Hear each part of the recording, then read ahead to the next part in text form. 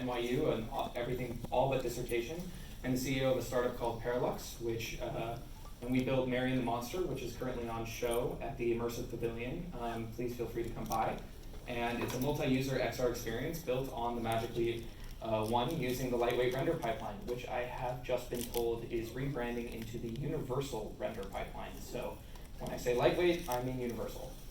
So I want to give you a little introduction. So as a company, we are a startup out of Ken Perlin's Future Reality Lab at NYU with a big focus on delivering shared immersive experiences to large audiences.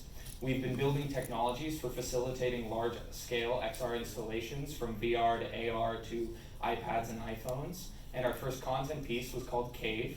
It came out, it was technically debuted at siggraph 2018 last year, where we did 30 people at a time and got through 2,000 people over the course of the conference. And then we took it to Tribeca Film Festival in 2019 and did 2,500 people there. And we just won Best Art Paper for our art paper on it this year at siggraph 2019. So Mary and the Monster is a 10-minute immersive short that brings to life the creation of Frankenstein from the perspective of an 18-year-old Mary Shelley. There was a great myth around the creation of the Frankenstein story. In 1818, Krakatoa exploded and sent a massive amount of ash into and over Europe. And it completely blocked out the sun and actually caused a winter summer. So they completely skipped the summer. And that same year, Lord Byron, Percy Shelley, Mary Shelley, and two other characters that didn't make it in because of rendering budget, spent a summer up in a cabin, and it evolved into Lord Byron betting who could write the best ghost story. And that's what evolved into actually Mary Shelley writing Frankenstein. It's a theatrical style linear narrative that's shared across multiple devices and across platforms, and it's designed for both full life experience in virtual reality, one-to-one scale, and tabletop, kind of like large tabletop experience, shared experience in augmented reality. And we built it in Unity. It'd be funny if I said we built it in a different engine. But this was our first kind of concept art that we really wanted to deliver on, this concept that we are having something magical happen not only in front of us, but around us, and kind of breaking the rules in a shared environment where people are watching together. And it's a shared experience. And luckily, we actually were able to deliver on that. So this is a picture of our installation here at siggraph this year. And they're all seeing the same thing in that where the Mary character is for the person on the left, it's correct for the person on the right as well. So if Mary's on stage left, she's there for all of the people watching, so it's a shared space. But as I was reviewing the people talking for this amazing day, I realized that I was greatly outclassed in terms of what I could talk about technically in using the lightweight or HDRP. I mean, the last talk was a phenomenal talk of showing every single showcase. So I decided, instead of telling you how I specifically took apart certain aspects of the lightweight render pipeline, I want to talk to you about how we made design, and we're only really able to do Mary and the Monster because of the lightweight render pipeline, and how we made design and aesthetic decisions to really work with it to really push the boundary of what we're able to do, especially on a fantastic and mobile platform. So this is a still from Cave that we did last year, and it had a single skin mesh character, very, very basic lighting, very simple set, very low resolution, low poly, and it was great for a 6-minute short where we were trying to build out the experience, but we realized we really needed to push it from a content and rendering perspective. So we decided, from a story perspective, we wanted to have multiple characters on the set, fully facially animated, full animation, multiple light sources, all of that. And when we were starting the project, we looked at it and went, oh man, all of those problems we had when we were making Cave, not on the lightweight render pipeline, we're going to have those they're going to get multiplied over and over again. But then we looked into it and we realized that what Unity's built into the lightweight render pipeline is kind of really solved a lot of our problems. So the Magic Leap 1, which was our target device to deploy Mary Chapter 1, is a very powerful mobile AR device, but it still falls to the same bottlenecks that most mobile development do. Number of light sources, shadowing, all of these features that you're used to working both with and against when you're developing for mobile. But the lightweight render pipeline actually allows you to not worry about a lot of things. You can, it self-manages multiple light sources efficiently and cost-effectively. I don't have to batch a bunch of, manually batch a bunch of the set and the environment anymore. I can keep track of multiple settings across the project. The single pass forward aspect of it is absolutely magic. It means we can literally add more light and effects into the space, and it's been the most flexible development pipeline that I've had the opportunity to work with. And so on that note, I'm going to switch into telling you, instead of saying, well, if you're considering using the lightweight render pipeline, use it, please. It's amazing. It's going to make your life so much easier. But now that I've said that, I want to tell you how we got to the aesthetic and design choices that we did with Mary, and why we made the choices specifically with in Unity. So the first tip and trick I recommend is lighting the scene with basically free lighting. So if we take a picture here or we take a look at this picture here, which is Lord Byron standing on this set, around the scene is the set, but if you actually look at Lord Byron, he looks like he has two light sources on him, he has a backlit, he has some warm light coming from the front, and in reality, this character is lit solely with ambient light and a single directional light. We leaned into cell shading to have, we made the room have lots and lots of rich baked lighting sources to give off the illusion that there was a lot of ambient light being produced in the room. You know, there's a fireplace to the right, there's multiple candle sources, and what we did then is we said, great, instead of having any of them be a real-time light, let's have enough baked light in the room to create a sense that we can use the ambient light as the primary source light. And then we said we have a strong backlight from the moonlight that is actually defining that's the shadow on the ground there, or the light through the window comes from a moonlight. Let's do have that same effect in real time and create a rim lit kind of look to it. And what came out of that is it's with ambient light and a single directional light, it's effectively free. And it serves as a great baseline to start from. The issue that I've had in my own personal journey of developing for mobile is I'll start 100%. I'll say I want to push it all the way and I want to start there in the beginning of my story or my game. But the problem is it doesn't give us room to actually build into more complex lighting and narrative and design. So this is a very fun still from when Victor is literally shocking the monster alive. And here I have multiple point lights that are real-time point lights to create a sense of frenetic energy and flashing and all that.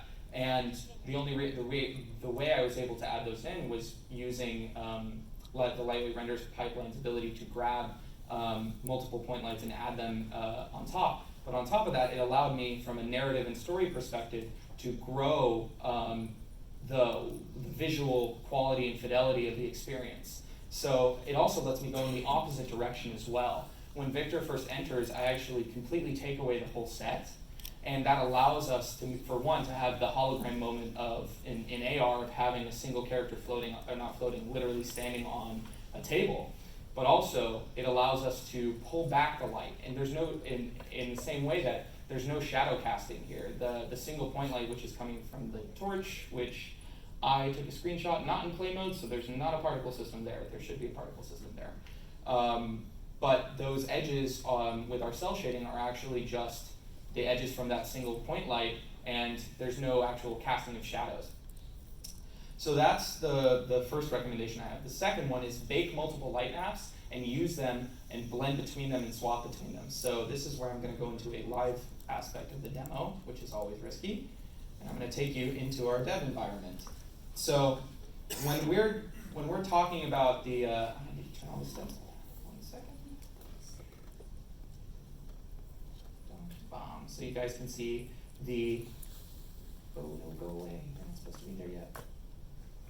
So we wanted to invite people in and kind of have a sense of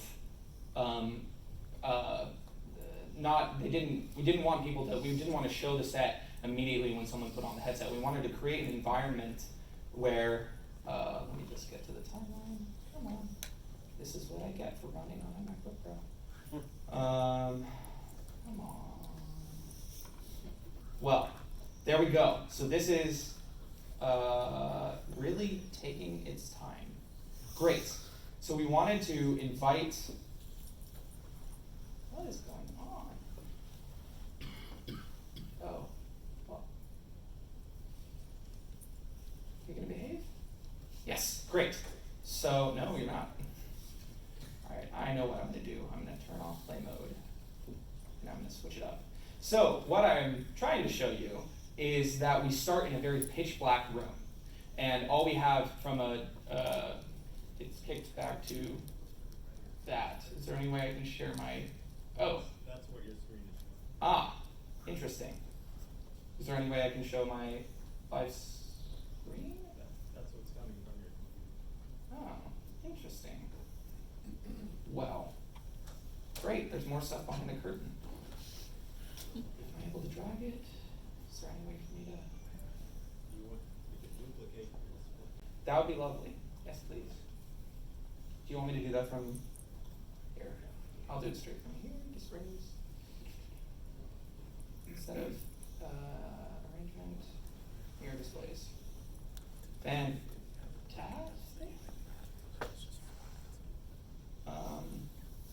So I press duplicate displays. You try disconnecting. Yeah, it's probably that. Alrighty. There we go. Hold for lighting. Interesting. Let me see if I'm gonna jump back into the slides, and I have managed to break the system. Great. What would you recommend?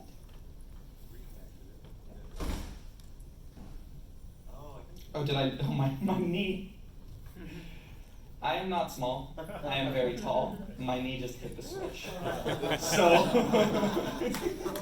even seated, hey, we're all in a computer graphics conference. It's the human condition that's the real exciting thing. So, alrighty, let's talk about use of baking light maps to create basically free light transitions in the Magic Leap and on mobile devices. So, when we first bring people into the experience, oh yeah, the audio's playing. We should probably turn that down a tiny bit because it's going to be loud. Right, it's causing all of the issues. I'm just going to play it from here because the audio will still come through. So we start it. Wow. Where's my Razer laptop when I need it? Okay, I am going to just jump ahead and basically say what I did is we baked the light map on the parlor scene, which you can see in front of here with the monster who shouldn't be there.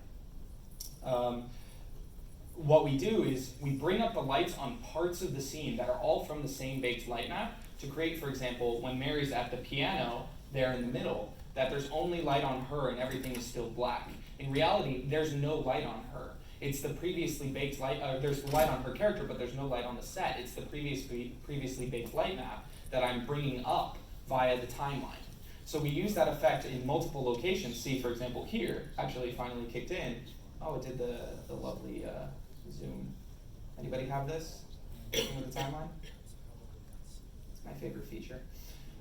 So we bring up just the light on her set, part of the set, so that as we move forward, we can fade in Byron in black and then bring up the lights. And this feels like lighting in theater where all of a sudden the lights come on. But it's effectively free because the light map's also already baked, and we do the same thing again when we bring out the lights for. I'll actually show you that as she's going into the fever dream where she meets Victor Frankenstein, we fade out the light on the set, which allows us to immediately swap the set and also have that hologram moment I talked about, and we can bring.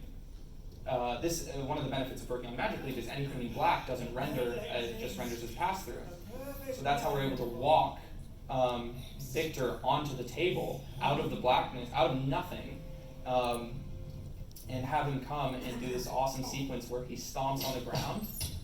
Oh, well, the lab isn't there for, I turned it off. Let me move it back.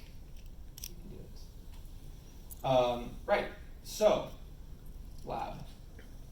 Timeline.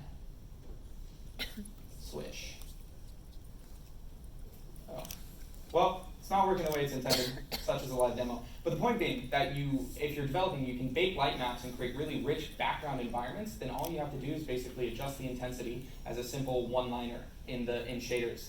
The final layer that I wanted to talk about, tip and trick, is make magic in these systems by working with the limitations rather than against them.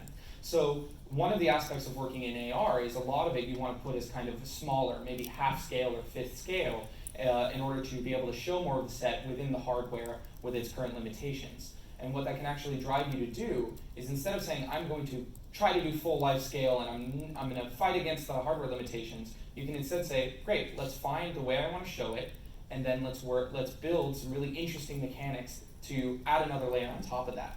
In our case with Mary, we actually we created a magnifying glass, which, because of the light rate render pipeline, was the cheapest and most efficient third camera I've ever added to VR or AR.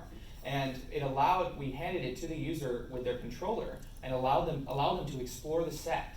Now that they're seated and the set is smaller, they have a way of engaging and getting agency with interacting with the narrative without actually moving around physically or potentially interfering with the viewing experience of the person next to them. On top of that, we added a layer where on the left here you see one of my coworkers holding his fist. That's because while it's a shared space experience, we recognize that the side viewing angle is not the viewing angle from dead on, which is, in most theater situations, it's actually a nicer viewing experience. So what we did is we just said, close your fist, and then we were able to rotate the scene on a dolly, like a Lazy Susan, to face towards the user. So in moments where they wanted to experience it with the other people and say, okay, that character's on the set, right on the table right there, they could see that. But then if they wanted to have a moment of investigating and exploring the set, having a closer look at a character, getting access to a view angle that they potentially wouldn't originally, they can do that with ease and without interrupting the experience of the other users. So to recap, you can create a fantastic baseline for lighting for mobile almost free on the lightweight render pipeline. And it will leave you a lot of room to create amazing, awesome moments of complex lighting and visuals. On top of that, you can bake multiple light maps and swap and blend between them to create really interesting lighting transitions, once again, effectively free. And these are really important when you're thinking about, you want to be pushing allocating most of your rendering budget to the characters or the game mechanics, not towards the set. And this is how you can create a much richer environment and set, and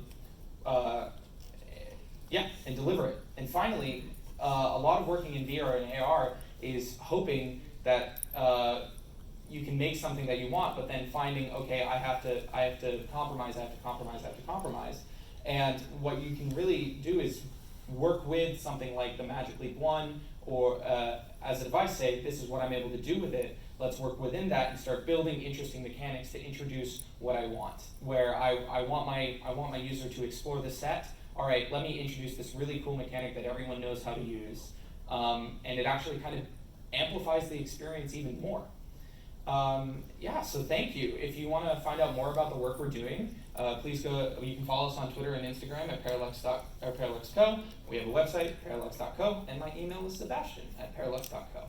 And at this point, I'm happy to answer any questions you might have. First.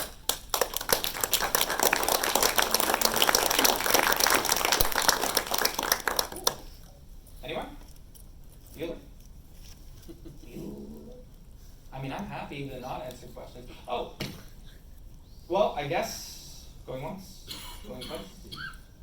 Have you, so this one was solely dedicated to Magic Leap. Have you guys tried to port any of that stuff over to the HoloLens in any way to see if any of that stuff translates? Not quite yet. Okay. We're looking to it, but we are partnered with Magic Leap on this project. Okay. So I am very happy with the experience we've had so far. All right. And we're going to be releasing, hopefully, right now we're only showing chapter 1. The question was, have we ported this to the Microsoft HoloLens or HoloLens 2 yet? And we have not. We are going to be releasing the whole thing, hopefully on as many platforms as we can, but we're really interested in pushing the boundaries and exploring with Magic Leap first. Anyone else? Yeah. So How much headroom do you have to try different things in terms of rendering budget, scene budget? Like, where can you push this further, like for chapter 2? Sure. So we're running performance 60 we're at max FPS on the Magic Leap right now, even with 3 skin mesh rendered characters with complex, with facial, all that. I'm really excited and interested to push into significantly more effects driven, like procedural driven effects. I think that's where we can really those really shine in augmented reality. That's where we can kind of bring magic into the real world, and that's what we're really interested in exploring, because now we have a really solid performant baseline for which we can grow. And we if I go back to this scene, this is just a still of a very active scene, and this is just the beginning of us exploring what we're able to do. Yeah. Anyone else? All right. Thank you guys so much. I know this is a little bit different from what everyone's been hearing at the Unity Talks. I hope this has been a helpful talk of how we've done what we've done on the Magic Leap. And please feel free to come and see Mary and the Monster Chapter 1 in the Immersive Pavilion. We have showings every half hour for the rest of the conference, but show up early because it does sell out. Thank you. Thank you again.